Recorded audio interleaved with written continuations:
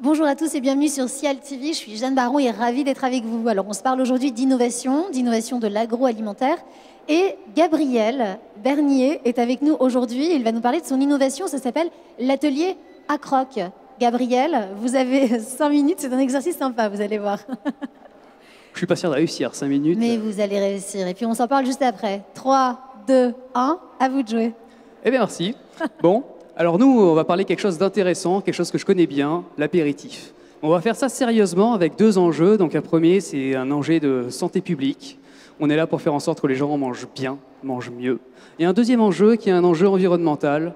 Nous, on est également là pour favoriser des cultures durables, une agriculture qui respecte les sols et la nature. Et ça, on le fait en faisant un biscuit d'apéritif. Un biscuit d'apéritif qui est là. Alors nous, c'est vraiment l'atelier à croque.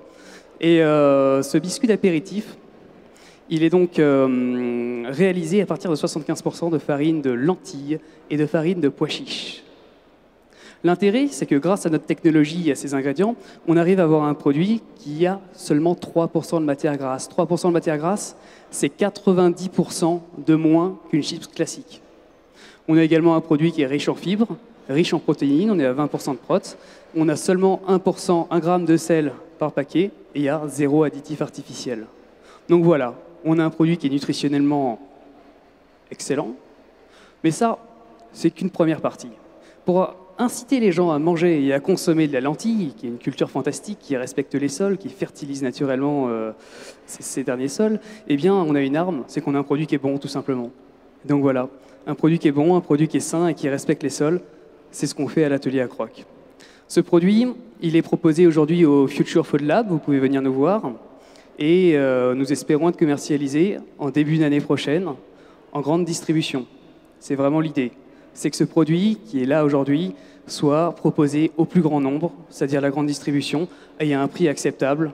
On se base sur 2,95 € le paquet de chips. On va dire que là, on est vraiment dans la gamme de nos concurrents directs en grande distribution. Voilà. Eh bien, écoutez, c'est un plaisir. Et puis, on va continuer à discuter. Puis, j'espère vous voir au Future Food Lab aujourd'hui ou un autre jour d'ailleurs. Alors, on va bien sûr continuer à discuter, mais forcément, Gabriel, vous venez de me donner l'envie. Vous parlez de protéines, vous parlez de fibres. Vous touchez la femme qui a souvent le ventre gonflé en moi. Donc, je vais goûter parce que moi aussi, j'aime l'apéro. Donc, on va voir si ça le fait. Eh bien, allez-y. C'est quoi la spécificité de Alors celui-là? C'est quel goût? Alors là, nous sommes le goût l'authentique, qui est un léger goût de curry sur celui-là. Vous pourrez goûter 2 autres déclinaisons sur notre stand. Un qui est plus autour du cajun et une dernière déclinaison herbe de Provence. Alors là, on a la déclinaison curry. C'est super bon. C'est bon et c'est vraiment un aspect croustillant qui est légèrement addictif. On a envie d'y revenir. Oui, oui, c'est super bon. Gabriel, si on revient un peu sur votre aventure avec l'atelier à croque, c'est quoi qui vous a donné l'envie de vous lancer dans l'alimentation? À la base, ça vient de vos études. Vous avez fait des études dans l'agroalimentaire ou aucun rapport? Exactement. Exactement. Donc j'ai fait une école d'ingénieur en agroalimentaire et on a la chance, quand on fait une école d'ingénieur en agroalimentaire, eh bien, de pouvoir participer à un concours d'innovation qui s'appelle Ecotrophelia, dont vous pouvez voir certains produits au Hall 6. Et en fait, on a gagné Ecotrophelia France. On a représenté la France à un concours européen à Londres en novembre dernier. On a gagné le prix Innovation.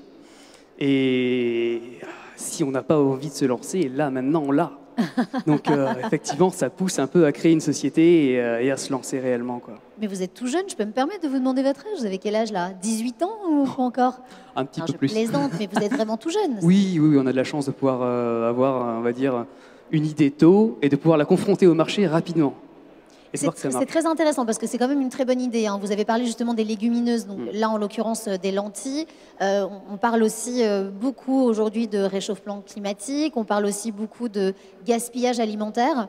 Ça devient les chips du futur d'après vous, ça, Gabriel? C'est une des chips du futur, ça oui, en tout cas j'espère. C'est en tout cas une chips qui nous permettra de nous faire plaisir, parce que le futur c'est aussi l'apéritif, de nous faire plaisir en mangeant sainement et en respectant nos sols. Et puis on est aussi sur un produit qui est origine France. Hein. Notre sourcing est intégralement français. Oui, j'allais vous le demander justement. Vous travaillez exclusivement avec des petits producteurs français? Oui. La définition de petit n'est pas forcément bien calée, mais globalement, sur la lentille et le pois chiche, oui. Sur les épices, on est obligé de passer par des entreprises un petit peu plus grandes, quoi. D'accord. C'est quoi pour vous le futur? Qu'est-ce que vous espérez en faisant cette émission aujourd'hui, On est au ciel? Je me permets, en vous écoutant, de repiocher dedans. Parce que c'est bon pour de vrai. Je vais prendre 5 secondes de réflexion. Allez-y, je vous en prie. Hein. Pour moi, le futur, déjà, première chose, c'est réellement de se faire plaisir. C'est réellement de se faire plaisir. Et se faire plaisir, ça passe déjà par manger quelque chose de bon, mais ça passe aussi par penser que ce qu'on mange est bon. Et donc, l'alimentation du futur, ce sera certes une alimentation pour se nourrir, mais ce sera aussi une alimentation pour exprimer des valeurs.